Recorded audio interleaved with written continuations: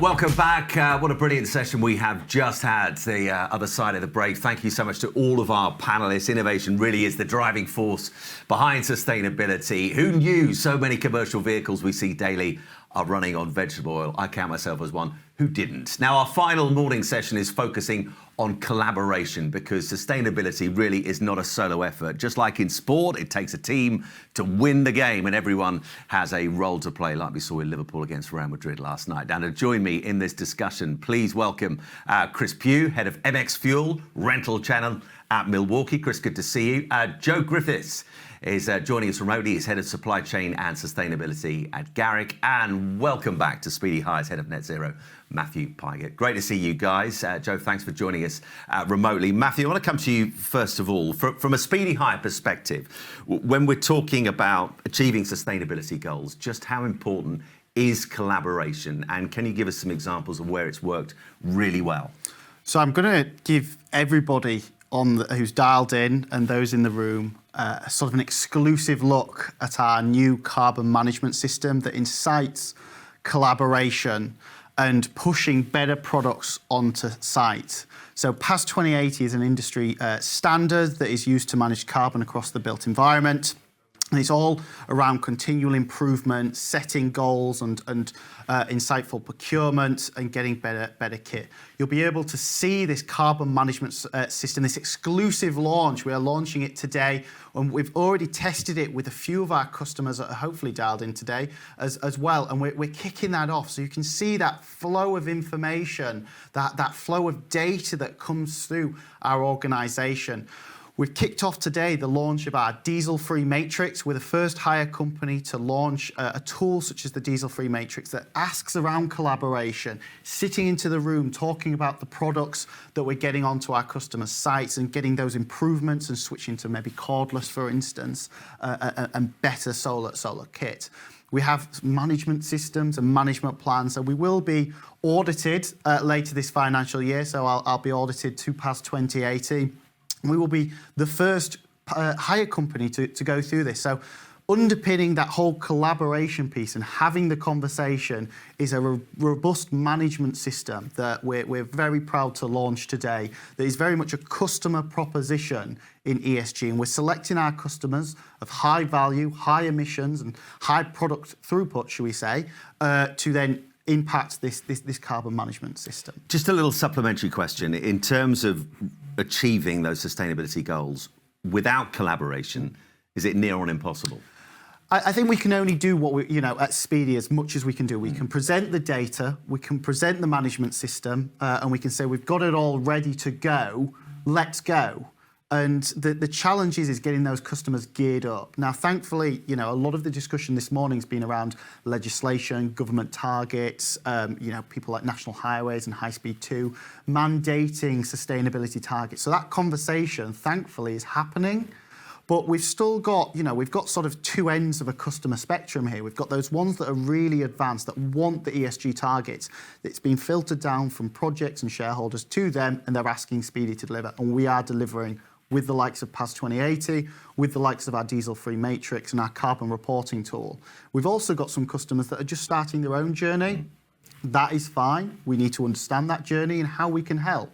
So we're still seeing a little bit of should we say, an absence in collaboration with some customers, but we really are enjoying this space right now, having the conversation, getting better kit, bringing our suppliers into the room like we're doing today in this session right now, asking them to bring the latest kit onto site and even looking at trials as well.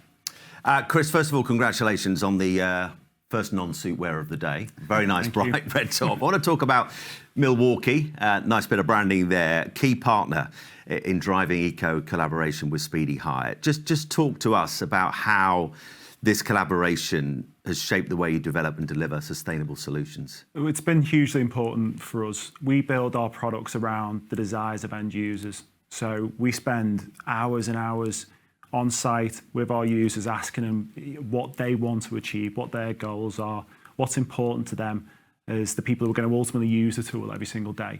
And working in collaboration with Speedy to visit these sites and speak to their customer base has been hugely important.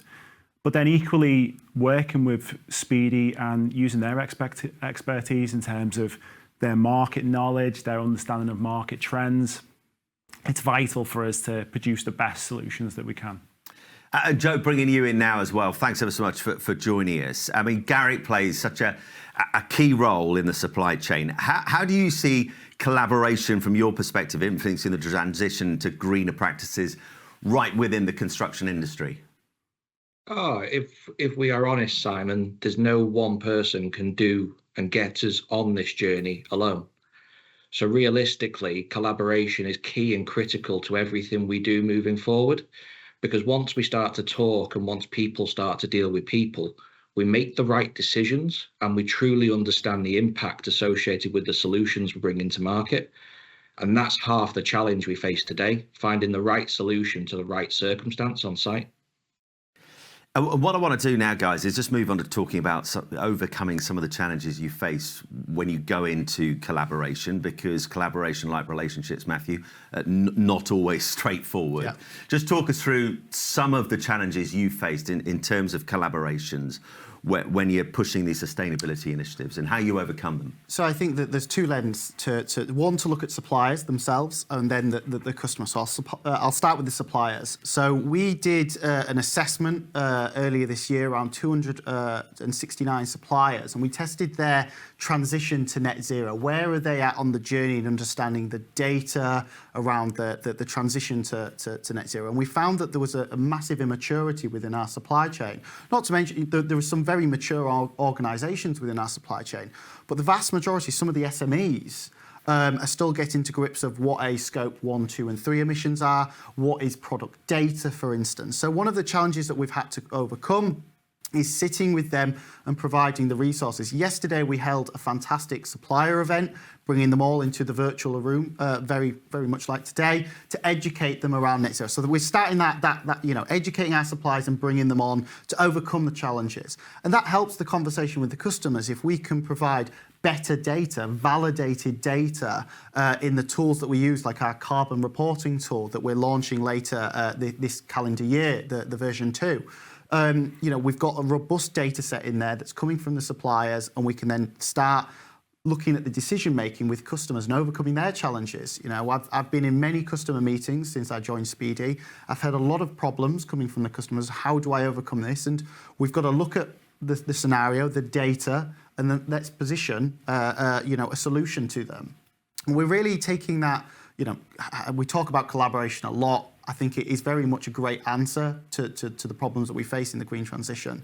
So we have that sit down with the customers, and I've been fortunate enough to be in the room with many of them who are hopefully dialed in today to unlock those opportunities. And can it be frustrating at times? I use that word immaturity, when you're moving at one particular speed in this area and the people you're dealing with are perhaps moving at a somewhat slower speed. I think it's all around what's the drivers for those, say, customers. What's driving them forward. If it's the projects that they're on that are dictating the targets, we have fantastic buy-in.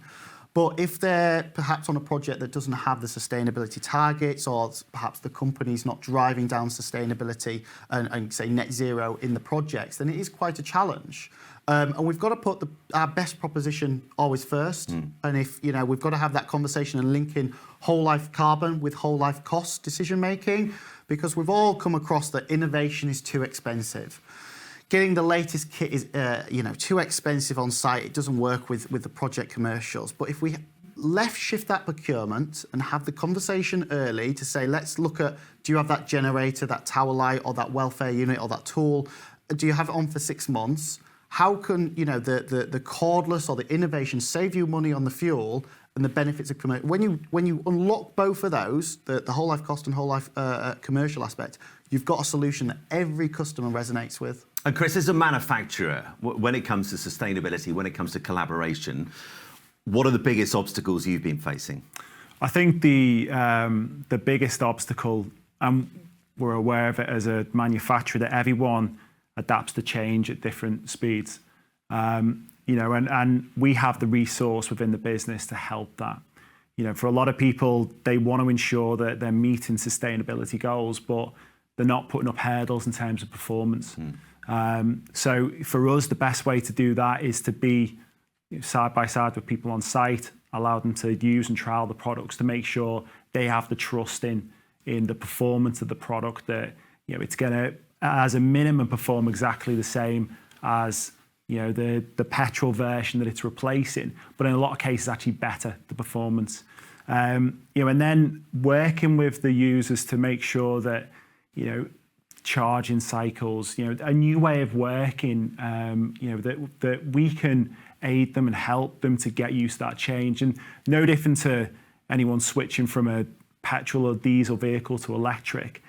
It's a change in how you live with that product, but you very quickly adapt and realize that there's so many benefits to that switch. And do you sometimes see, picking up on that there can be, when you are talking about convincing someone to move from a petrol diesel car to electric, there can be a little bit of cynicism around it, but a little bit of suspicion as well. Do you see that in terms of some of the collaborations, needing people to be convinced a little bit more? Yeah, I think for many people, petrol light plant has been, has been a feature on sites across the world, for decades. So to come with a totally new approach, people do need that support to help them understand what that change is all about. But it doesn't take long to make that switch. And Joe, bringing you back in, as you know only too well, supply chains can be somewhat complicated. They can be fragmented at times. When it comes to stakeholders, how do you make sure that everybody is on the same page when it comes towards working towards sustainability? Honestly, Simon, it comes back to, again, people deal with people. And if you're honest with these people, you tend to get far better results than where we are today. Honesty is at the forefront of what we're trying to do here, and you're not going to get a sustainable future without us actually understanding and being truthful with what we're doing. And this is half the challenge we face at this point in time. It's making sure that the messages and the solutions and the benefits associated with that truly are adding value. And that's where collaboratively we are starting to now move forward at pace, because we are having those honest discussions. And it's quite difficult because we're all learning. And this is a space where technology and knowledge is growing really, really fast. But again, finding those like-minded individuals and those partners, not just from a supply chain perspective, but from a customer perspective as well, really is driving a better future. And Joe, in terms of finding those like-minded people, are you finding that the number of positive responses is growing all the time? Very much so. I think we're very lucky to have the likes of the supply chain school in our industry, where we're educating people in the right way. Lots and lots of things are happening that is starting to raise awareness in a far more constructive manner, rather than just trying to scare people. And actually, it's really starting to provide benefit to our sector. Which is great. I want to talk a little bit about driving innovation through partnerships now. And I want to come back to you, Chris, because Milwaukee's MX fuel system is a really brilliant example of innovation. How do partnerships like the one you have with Speedy Hire help you push the boundaries of what is possible? What it allows us to do is to have a close partnership where we can understand, okay, so this isn't just about improving sustainability. We can also fix a lot of problems that come with other versions of products. And for us as a manufacturer, it may be our first product that we've brought out. Take, for example, a plate compactor, our first to market. By working with Speedy, we can understand, okay, so we can tick the sustainability part, but we need to understand, okay, how do we make it a better user experience? How do we fix some of the issues that are there in terms of maintenance, which comes directly back into sustainability? We want to do more than just removing petrol. We want to make a product that requires no maintenance. So, we're not ending up with pots, pistons, pull cords on landfill. So make a better product and cure a lot of the problems that are already there. It sounds amazing. I mean, Matthew, it's obvious thing to say, but Speedy's commitment to eco-innovation, absolutely clear for everybody here, everybody watching on wherever they are today. Can you share a little bit more about how you have worked with partners like Milwaukee and others to deliver new solutions for customers? I think what drives us is that target that we've set as a company. By 2027, we will have over 70% of our itemised fleet being eco. And we're going through a really robust process of how we define our products as being eco, and that is driving our decision making. Our supply chain managers and Andy Connor, who's our supply chain director, they're fantastic advocates of innovation and know where we're going. And that, taking back of bringing the right people into the room, in this discussion, we've got core hire, for instance, and getting the core hire kit from Milwaukee. We've got customer solutions from Garrick being in the room as well, which is fantastic. So not only are we, providing the best kit from our core hire range, we're providing the best kit from our customer solutions. Now, I'll go back to PAS 2080 as we're launching that today. That, for me, as being head of Net Zero, is driving that conversation with the suppliers and getting the conversation onto site. So bringing some of the innovation from Milwaukee and Garrick onto site through PAS 2080 and inciting that conversation. So we've got a lot of levers that we're pulling right now to get that innovation through Speedy, whether it's targets at a group level or the management system of PAS 2080 and the tools that it has, such as the diesel-free matrix. They're the levers that we're pulling right now, and the results are, I was on a recent fantastic case study of looking at the swap to cordless, and while it was a huge uplift on the annual piece of the contract, it was cost neutral in terms of the fuel savings. And just that case study, which was a 6-figure case study, we could show and demonstrate to their board that they could move away from two-stroke and petrol kit. We could get the cordless technology, and the whole life carbon, whole life cost decision making was there. These levers are always working, and we're happy to play that part by bringing our customer solutions into the room, our core hire providers into the room. And Joe, from your perspective, what role does the supply chain play in driving sustainability innovation? So the supply chain is going to bring lots of small wins, and those wins are what are going to continually start to drive us to net zero. And that supply chain is not going to be one company, it's going to be multiple different companies, because dealing with emissions on site is going to mean passing various different types of energy from one type of asset to another. If you look at small tools, they still need energy of some sort to use, even if they are electric.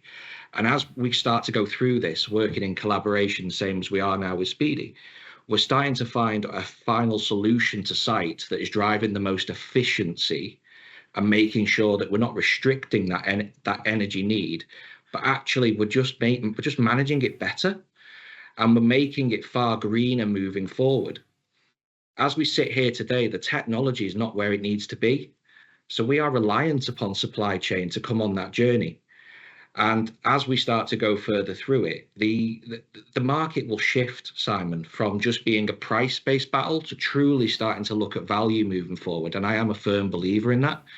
And that's something that will really start to make people think outside the box a lot more. Because the way we do things today is fantastic, and we do it for a reason.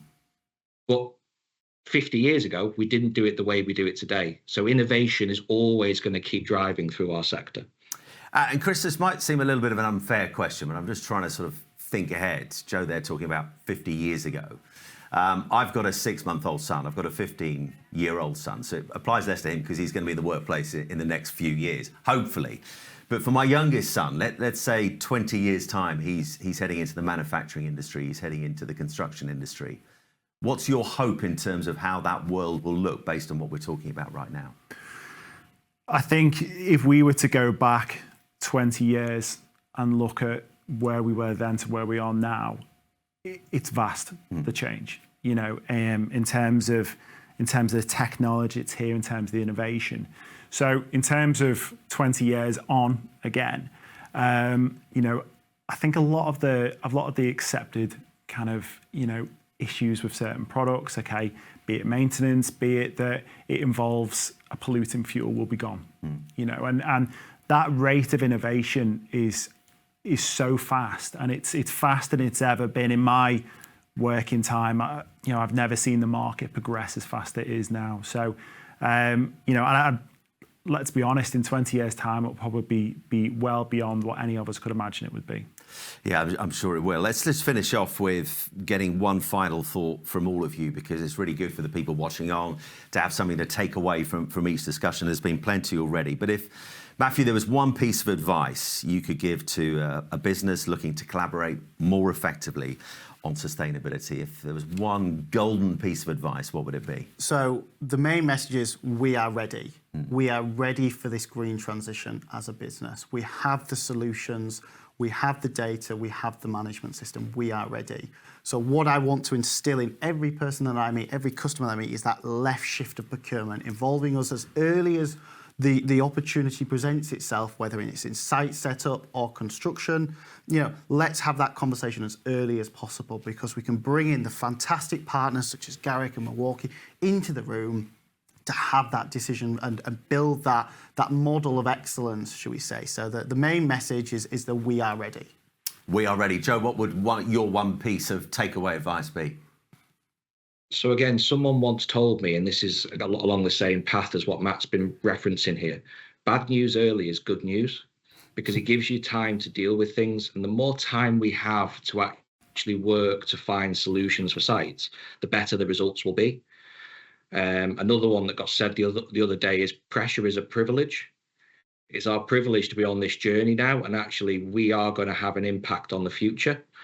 But we need to remember we're on this journey, especially within our sector, that actually the impact on the social side is of significant importance.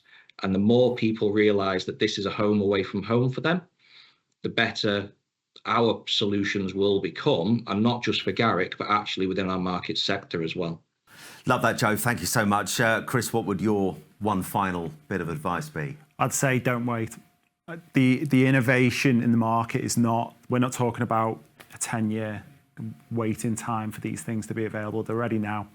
You could walk into a depot today and make a positive change in terms of your sustainability. So, I'd say to people, just make the change now, start working on it today. Matthew, Chris, thank you so much. You're both Liverpool fans as well. I thought you'd be smiling more after last night. And Joe, thank you for joining us remotely as well. Really good to get your thoughts. I love that pressure is a privileged line as well. I'll take that into Soccer Saturday, the day after next. But thank you to all of our panel. It is clear that collaboration absolutely drives progress. You've heard it from the guys here. There really is no I in team as well. That wraps up our morning session. We've covered a lot of mileage in this first session. We've covered electric vehicles, HVO, solar power, and so much eco-innovation.